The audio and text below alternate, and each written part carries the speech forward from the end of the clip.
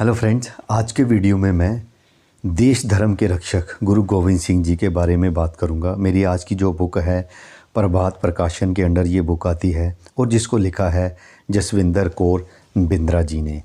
गुरु गोविंद सिंह सिखों के 10वें गुरु हैं, जिन्होंने भारत के धर्म संप्रदायों में वह कर दिखाया जो इससे पहले किसी धर्म में कभी नहीं हुआ था। उन्होंने सिख धर्म के भक्तों व श्रद्धालुओं को बदलकर एक ऐसे पंथ में तब्दील कर दिया जो दुनिया में सबसे जुझारू माना जाता है।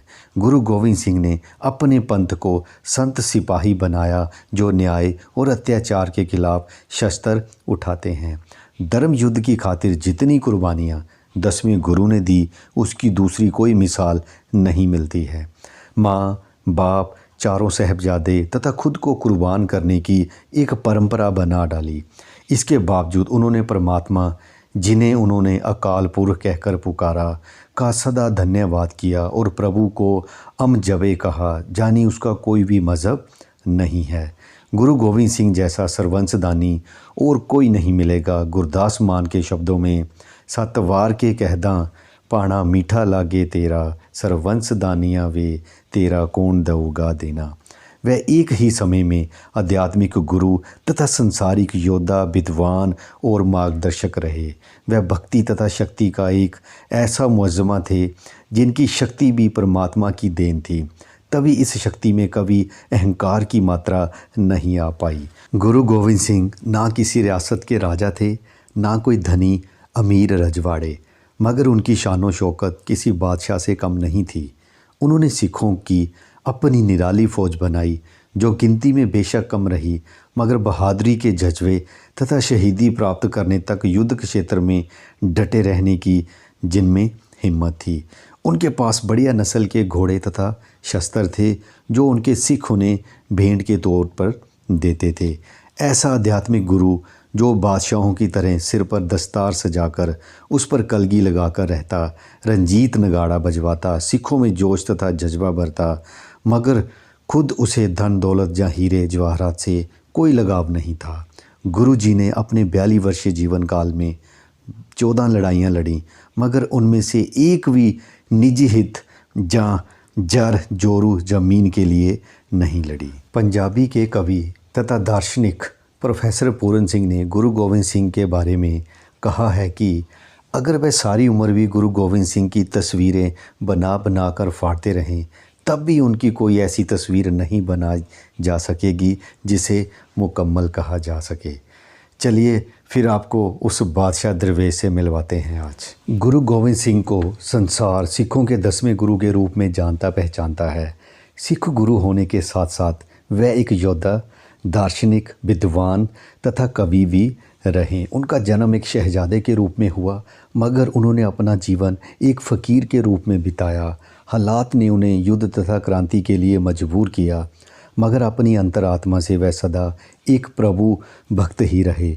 उन्होंने कई युद्ध लड़े और जीत हासिल की, मगर कभी किसी की 1 इंच ज़मीन पर भी कब्जा नहीं जमाया। उन्होंने एक भीड़ को कौम बना दिया, मगर ऐसी कौम जो अपने जीवन के हर पहलू को सर्वशक्तिमान परमात्मा के अधीन समझती है। उनके हुक्म के अनुसार चलना निजी तथा सामाजिक जीवन का कर्तव्य समझती है। प्रभु भक्ति के साथ ही उन्होंने ना तो गृहस्थी से मुंह मोड़ा और ना ही सामाजिक जिम्मेदारियों से।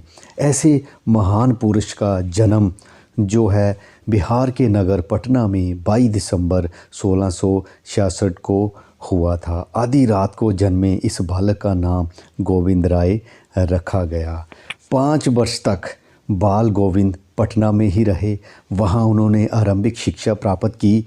वहीं पर उन्होंने ब्रज भाषा सीखी, साथ में संस्कृत, अरबी, फ़ारसी, हिंदी और पंजाबी भी सीखी। गुरु गोविंद सिंह जी जब पैदा हुए थे तो उनके पिता श्री गुरु तेग बहादुर जी उस समय पटना में नहीं थे। पटना में अपनी विद्या प्राप्ति के बावजूद, पटना में बाल सुलभ शरारतें, इस तरह का बचपन बिताने के बावजूद कभी कभी बालक गोविंद राय बेहद उदास हो जाते थे। उनका मन जो है अपने पिता का दुलार पाने को, प्यार पाने को करता था। उनकी अपने पिताजी से मिलने की इच्छा होती थी। गुरु तेग बहादुर जी के मन में गोविंद राय को देखने की इच्छा कितनी प्रबल रही होगी, इस बात का अंदाज़ा आप इस बात से लगा सकते हैं कि गुरु तेग बहादुर जी ने गया से पटना की संगत के नाम हुक्मनामा भेजकर धन्यवाद दिया तथा कुछ समय के पश्चात उनके परिवार को पंजाब पहुंचाने का प्रबंध करने का भी हुक्म दिया। गोविंद राय इस बात से अत्यंत खुश थे कि वह अपने पिताजी के पास जा रहे थे, मगर वह अपने साथियों से बिछड़ रहे थे। पटना में कोई ही घर ऐसा होगा जो गुरु परिवार की विदाई की बात सुनकर उदास ना हुआ होगा। आखिर एक दिन गुरु परिवार पटना से विदा हुआ। विदाई देने के लिए मानो सारा नगर उमड़ पड़ा था। शाम होने तक सारी संगत गुरु परिवार सहित दानापुर पहुंच गई। दानापुर के निवासियों तथा पटना के जगत सेठ ने सारी संगत की भरपूर सेवा की। एक माता ने बड़े प्यार से गुरुजी को खिचड़ी पेश की। गुरुजी अत्यंत प्रसन्न हुए तथा उस हांडी को आशीष दी जिसमें खिचड़ी पकाई गई थी। वह हांडी आज भी सुरक्षित है। जिस माता ने खिचड़ी पेश की थी उसने प्रार्थना की कि गुरुजी के दर्शन उसे हमेशा होते रहें। गुरुजी ने कहा कि जब भी वह खिचड़ी बनाकर गरीबों में बांटा करेगी तब मैं हाजिर हो जाऊंगा। गुरुजी के वहां से आ जाने के बाद उस माता ने अपने घर को धर्मशाला बना दिया। वहां हांडी संगत गुरुद्वारा आज भी शान से खड़ा है। गुरु परिवार का छोटा सा काफिला अपने सेवकों के साथ पंजाब की ओर रवाना हुआ। रास्ते में कई दिनों तक रुककर बनारस, इलाहाबाद, अयोध्या, लखनऊ, कानपुर, मथुरा, वृंदावन आदि तीर्थों की यात्रा की। सभी शहरों में उन्हें सिख संगतों का प्यार तथा श्रद्धा मिलती रही।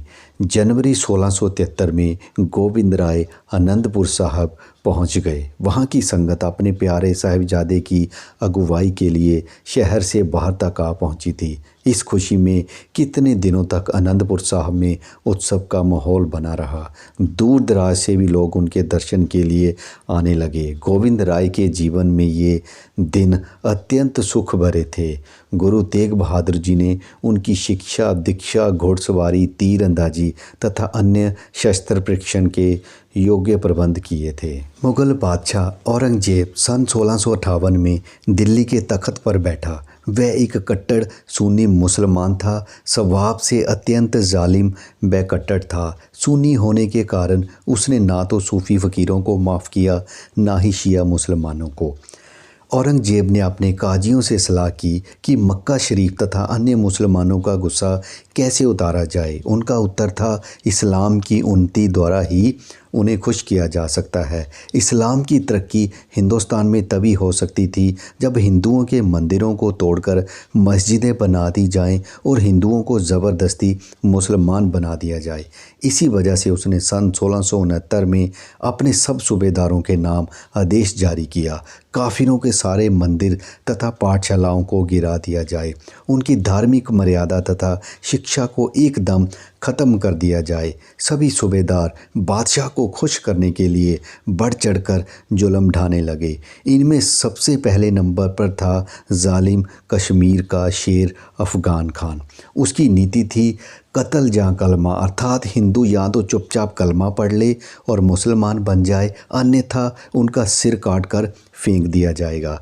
हिंदुओं को इस्लाम मज़हब में लाने का पहला प्रयोग सबसे पहले कश्मीर में किया गया। इसका मेन कारण था कि कश्मीरी ब्राह्मण पढ़े लिखे थे, इसलिए सोचा गया कि यदि इन विद्वान पंडितों को मुसलमान बना दिया जाए तो बाकी हिंदू आसानी से इस्लाम स्वीकार कर लेंगे। कश्मीरी ब्राह्मण बहुत बड़ी दुविधा में फंस गए। एक और शैतान तो दूसरी ओर समंदर था। वे कैसे बचें? धर्म परिवर्तन का सवाल ही पैदा नहीं होता था और मौत से बचने का कोई तरीका नज़र नहीं आ रहा था। किसी ने उन्हें गुरु नानक नाम की शक्ति के बारे में बताया, जिनकी गद्दी पर 9वें गुरु श्री तेग बहादुर जी विराजमान थे। वही धर्म की मर्यादा के सिलसिले में उनकी मदद कर सकते थे।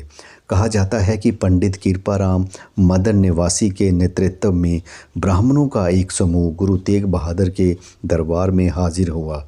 उन्होंने अपनी व्यथा गुरु तेग बहादुर जी के समक्ष बयान की और अर्ज किया कि उन्हें औरंगजेब के जुल्मों से बचाया जाए। उनकी व्यथा सुनकर गुरुजी ने उन्हें धीरज बंधाया तथा उन्हें 1-2 दिन आनंदपुर साहब में विश्राम करने के लिए कहा। दरबार बर्खास्त हुआ। संध्या के समय गुरु गोविंद राय अपने घर लौटे।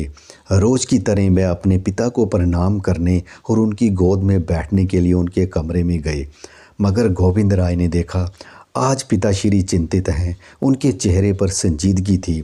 गोविंद राय ने नम्रता से उनकी परेशानी का कारण पूछा। जवाब में पिता ने कश्मीर के दुखी ब्राह्मणों तथा सारे भारत में हो रहे औरंगजेब के जुल्मों का वर्णन किया। पुत्र ने उनसे पूछा, पिताजी आपने इस समस्या का क्या हल सोचा है? पिता ने कहा, इस समय देश एवं धर्म खतरे में है। ऐसे में किसी ऐसे महान पुरुष के नेतृत्व की ज़रूरत है जो इस जबर तथा जुल्म के खिलाफ लड़े। बेशक इस लड़ाई में उसे अपनी जान ही कुर्बान क्यों ना करनी पड़े। पिता के मुंह से किसी महापुरुष के नेतृत्व तथा कुर्बानी देने की बात सुनकर बालक गोविंद राय ने दृढ़ता से जवाब दिया, पिता गुरुदेव, यदि आप समझते हैं कि किसी महान आत्मा की कुर्बानी से धर्म की आज़ादी को कायम रखा जा सकता है, तो फिर आपसे बढ़कर महान पुरुष कौन हो सकता है जो दूसरों के लिए अपनी जान कुर्बान कर दे।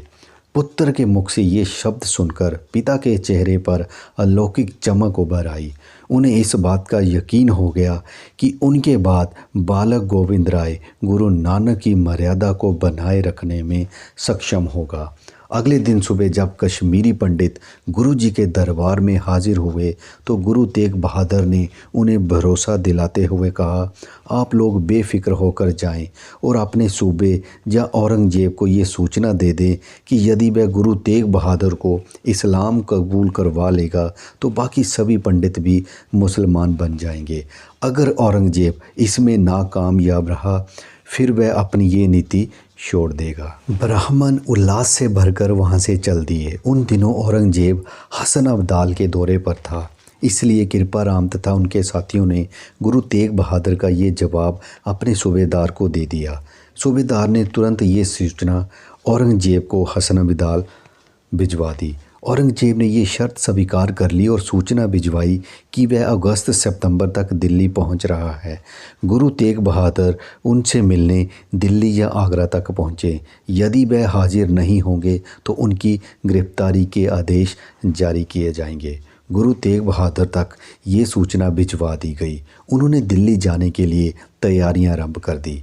शहादत की ऐसी मिसाल कहीं नहीं मिलती है कि जिस तिलक जनेऊ में उनका अपना यकीन नहीं था, मगर फिर भी धर्म की रक्षा के लिए वह खुद चलकर कुर्बानी देने जा रहे थे। गुरु तेग बहादुर जानते थे कि अब वह दिल्ली से वापस नहीं लौटेंगे। तभी उन्होंने जाने से पहले 9 वर्ष की आयु वाले बालक गोविंद राय को गुरु गद्दी सौंप दी तथा खुद उनके आगे सिर नवाकर माथा टेका। अपने सभी सिखों तथा श्रद्धालुओं को दूर दूर तक ये हुक्मनामा भिजवा दिया कि उनके बाद वह सभी 10वें गुरु के दरबार में गोविंद राय के आगे शीश नवाए तथा उनका हुक्म माने। गुरु तेग बहादुर के शहीदी प्रस्थान के समय उनके श्रद्धालु उनके साथ दिल्ली के लिए रवाना हुए। रास्ते में भी उनके अनेक श्रद्धालु उनके साथ जाने के लिए तत्पर रहे, मगर गुरुजी ने उन सभी को मना कर दिया। जबकि 5 श्रद्धालु उनके साथ अंत तक बने रहे और उनके साथ ही शहीद हो गए। ये 5 श्रद्धालु थे मतीदास, सतीदास, भाई दयाला, भाई गुरदित्ता और भाई उदय। आनंदपुर से आगरा तक पहुंचने में उन्हें 1 वर्ष का समय लग गया। इस यात्रा में करीब 90 गांव और शहर से गुजरे। आगरा पहुंचने पर गुरुजी को उनके साथियों सहित गिरफ्तार कर लिया गया और पिंजरे में डालकर दिल्ली भेज दिया गया। दिल्ली पहुंचने के उपरांत गुरुजी तथा उनके सिखों के आगे इस्लाम कबूल करने की तजवीज़ रखी गई। पहले गुरुजी को इस्लाम कबूल करने पर कई प्रकार के लालच तथा सबजबाग दिखाए, मगर जब उसने देखा कि लालच देने के उसके सभी हथकंडे असफल हो गए हैं तो उसने गुरुजी तथा उनके सिखों को फौलादी पिंजरे में कैद कर उन पर भारी जुल्म ढाने का हुक्म दे दिया। गुरुजी को डराने धमकाने के लिए औरंगजेब ने पहले उनके सिखों पर भारी जुल्म ढाने के लिए कहा। शायद उनकी हालत देख जहाँ उन पर तरस खाकर वह इस्लाम कबूल करने के लिए राज़ी हो जाएं। मगर ये उसकी भूल थी। वह उन 5 शिष्यों को अमानवीय शारीरिक कष्ट देने के बावजूद उनसे इस्लाम कबूल करवाने में सफल ना हो सका, तो उनके गुरु से कैसे सफल हो सकता था। मगर अपनी जिद तथा हठ धर्मता के कारण उसने भाई मतीदास को आरे से 2 फाड़ करवा दिया, भाई सतीदास को रुई में लपेटकर जिंदा जला दिया, भाई दयाला को उबलती देग में डालकर शहीद करवा दिया। बाकी दोनों सिखों को भी कलमा ना पढ़ने के कारण टुकड़ों में काट दिया गया। सभी सिखों ने एक बार भी मुंह से हाय ना कहा। अगले दिन 11 नवंबर 1675 को गुरु तेग बहादुर को कत्ल करने का हुक्म दिया गया। अमृत समय गुरुजी चांदनी चौक में स्थित कोतवाली के कुएं से स्नान कर एक दरख्त के पास समाधि लगाकर बैठ गए। तभी जल्लाद जलालुद्दीन वहां आ गया। काजी बहाबौला ने आकर फतवा पढ़ा और गुरुजी को कत्ल करने का आदेश दिया। अगले ही पल गुरुजी का सिर धड़ से अलग कर दिया गया।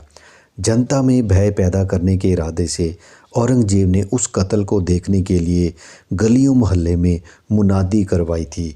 इसी कारण जब गुरुजी का सिर धड़ से अलग किया गया तो लोग त्राही त्राही कर उठे, मगर भय के कारण कोई भी उनके शव को संभालने के लिए आगे ना बढ़ा। वैसे भी बादशाह का सख्त हुक्म था कि गुरुजी के कत्ल किए गए शरीर को कोई नहीं छुएगा, ताकि लोगों में भय तथा खौफ की सनसनी फैले। इस कारण भी कोई आदमी आगे बढ़ने की हिम्मत ना कर पाया। कहा जाता है कि उस समय आसमान में अंधेरा छा गया, चारों ओर काली आंधी चलने लगी। उस आंधी का फ़ायदा उठाकर लक्ष्मी शाह बंजारे ने गुरुजी का धड़ उठाकर अपने घास फूस के गड्ढे में छुपा लिया और अपने गांव रकाबगंज ले जाकर उसका दाह संस्कार करने के लिए अपनी झोंपड़ी को ही आग लगा दी। दूसरी ओर एक रंदरेटा सिख जैता नामक शिष्य ने गुरुजी का शीश उठा लिया और गायब हो गया। जैता शाही सैनिकों से छुपते छुपाते आनंदपुर साहब जा पहुंचा।